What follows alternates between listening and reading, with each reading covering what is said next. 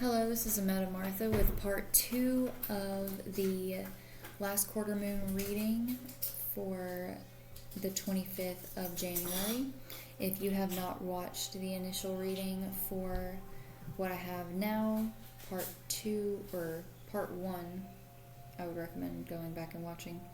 But this is a Chaos Magick rewrite. I will be pulling the rest of the deck in order for me to intuitively place each individual card that comes out in order for me to write a new reality or put out the energy for this experience to serve as a catalyst in order for this outcome to be spoken into existence and manifested so that we can receive with ease. So I will hop right on to that.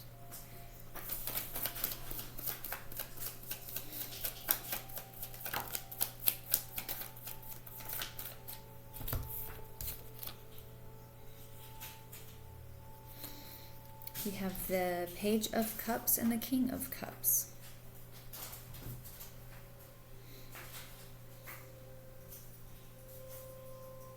Okay, so what I think from this immediately, we have the Six of Cups in the center here. Now what we're going to do is we are, like the Page of Cups is not a negative card, but when it comes with the suits and the King of Cups being paired with it, I would say that this is a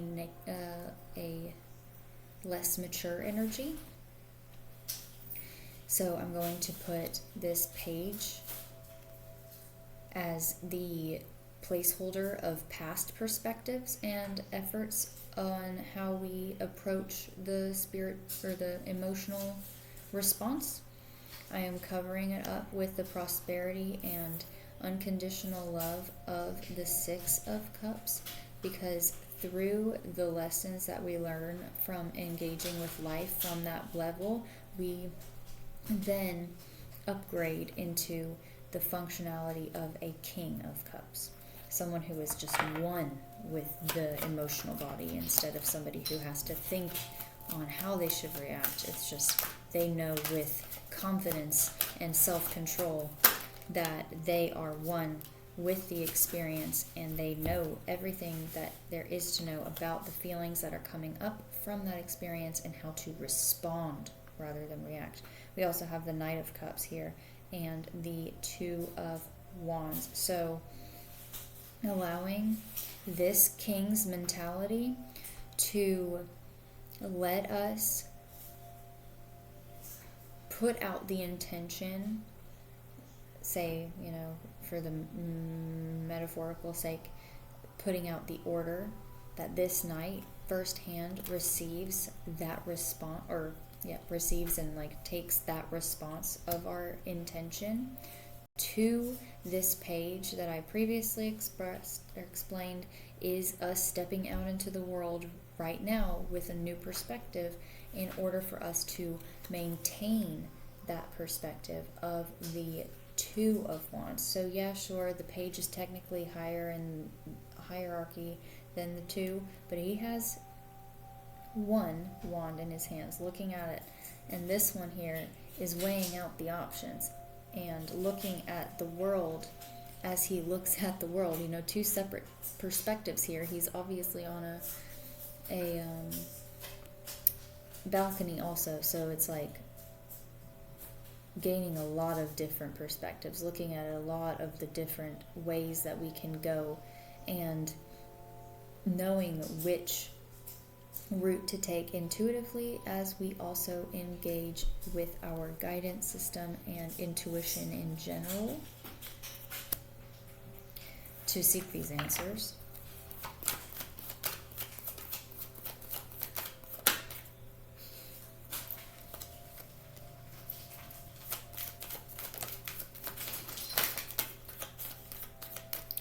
Okay, so we have the Wheel of Fortune and the High Priestess. The Wheel of Fortune came out in reverse. A lot of the time I will upright positive cards that do come out in reverse. So seeing as we are not quite here, it's more like we're in queue to come up to that wheel to spin and have our turn. I am sorry, my kittens are lively right now, playing.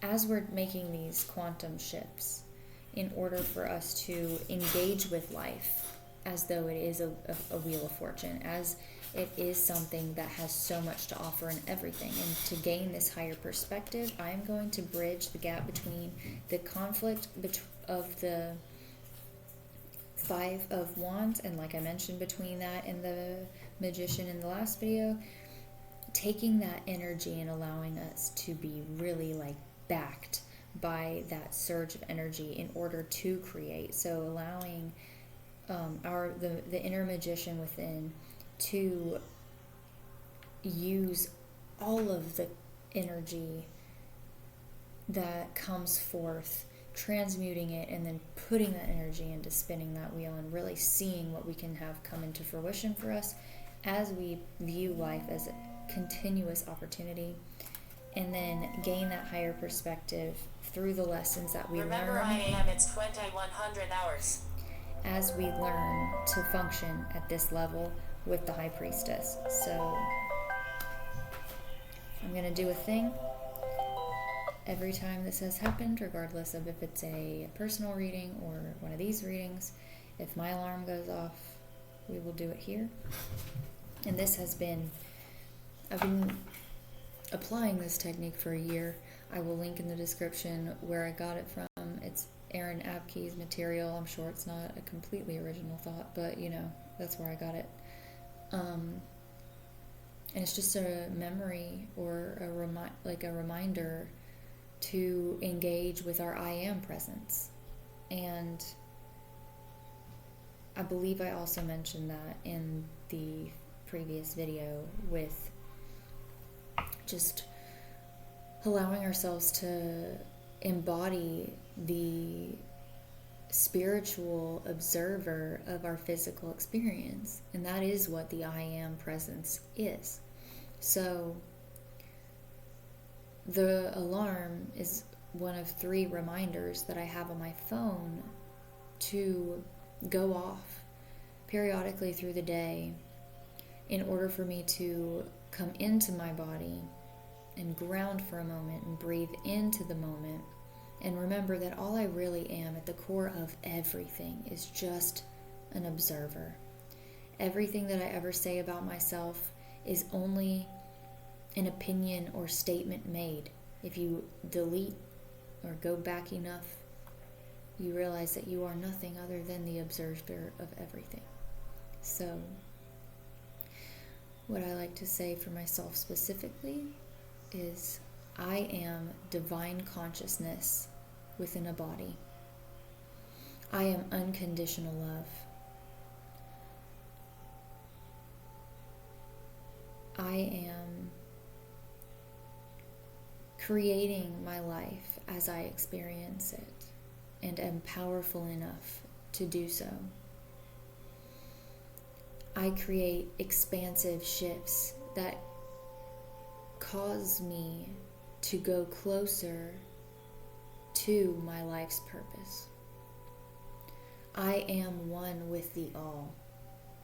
I am a co-creator of my experience. I am the love I seek in others, and I am the love I freely give. I am receiving everything that is for me, and I am releasing all that which does not serve me any longer. I am grateful, and I am strength. I am moving, and I am still. I am divine consciousness within a body and the observer of my experience. Okay, let's move on.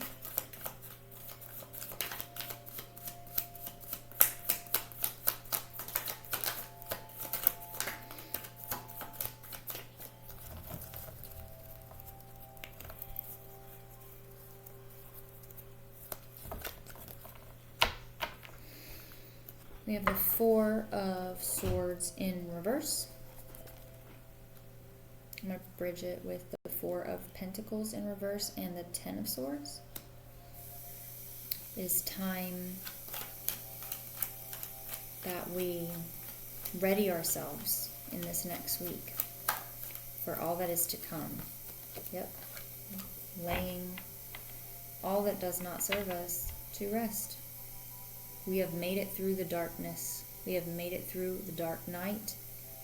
And we are on our way to advancements in spirit in order for us to really function as the Nine of Pentacles. The person who is co-creating their experience. It solidifies itself, you guys.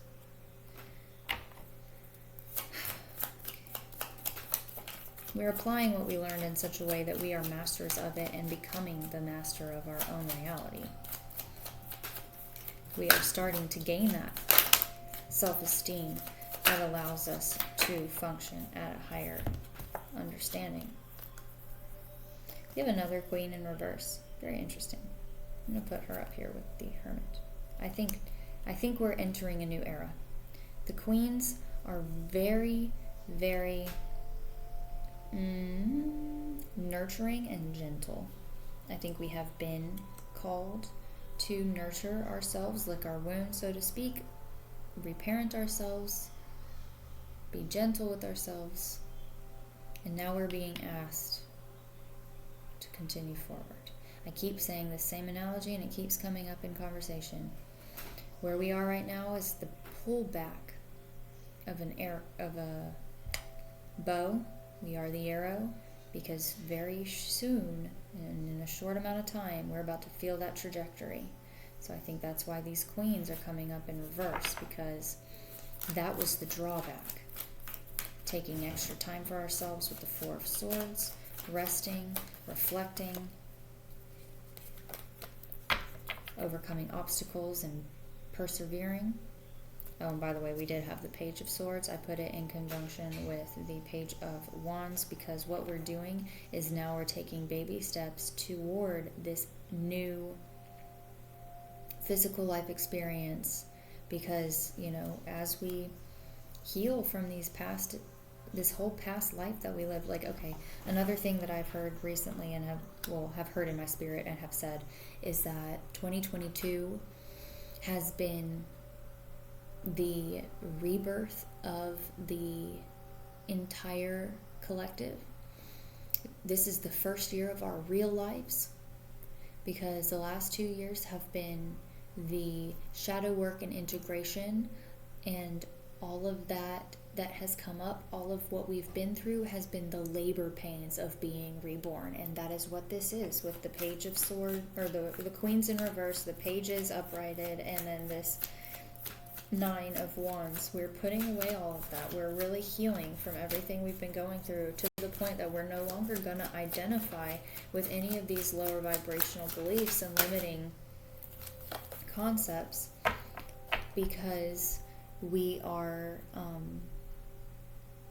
really coming into knowing ourselves and understanding ourselves in a higher perspective. I went ahead and put the Knight of Wands here with the Knight of Cups, because we are entering, like I said, a completely new phase in our lives, and we are taking these steps. Like, you know, yeah, sure, we may be backtracking a little bit here, but we're just starting over, you know. It's like we're closing out one cycle and we're beginning anew with the Pages, now upgrading into the Knights. And then look how this does it. Oh, I love this. So we're putting to rest this perspective of somebody who can't catch a fucking break, and we are seeing ourselves as a beneficiary of something that is worth taking care of. I love that. We have a 9 and a 9, like mirroring each other here. So beautiful. And I want to keep these disconnected, I think, because this is past energy. We're coming from this. We've done such a good job at reparenting ourselves, and what it's doing is allowing us an opportunity to balance all of what has come up from the past, look at it as a new perspective of opportunity, and then allowing that new opportunity and that perspective to blossom and bloom into continuous perceptions of abundance and prosperity and gratitude. We are blooming, you guys. It's super cool.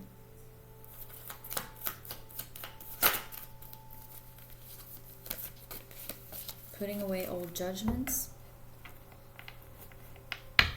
But then also, okay, so we're putting away judgment of ourselves and other selves, and then we're being reborn like a clean slate.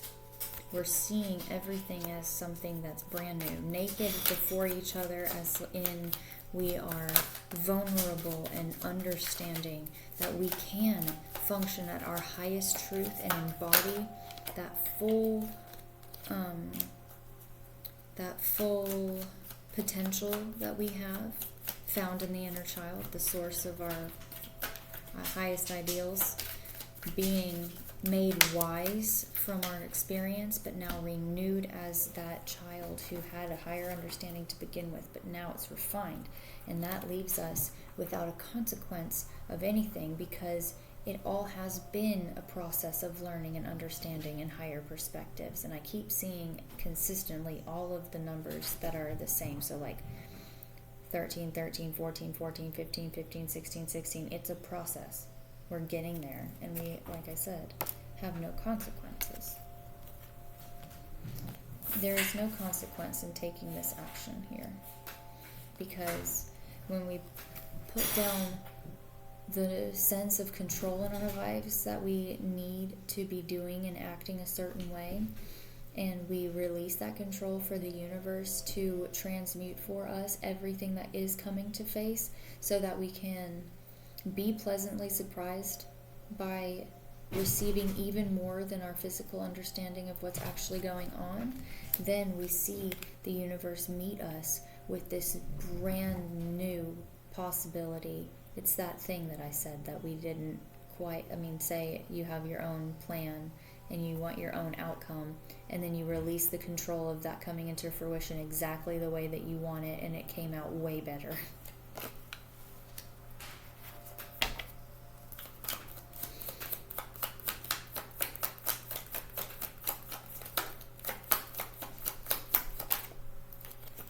Again, by laying it to rest. The perspective of lack. We lack for nothing because the universe gives us everything we need if we just believe that. Hey, buddy. Hang on one second.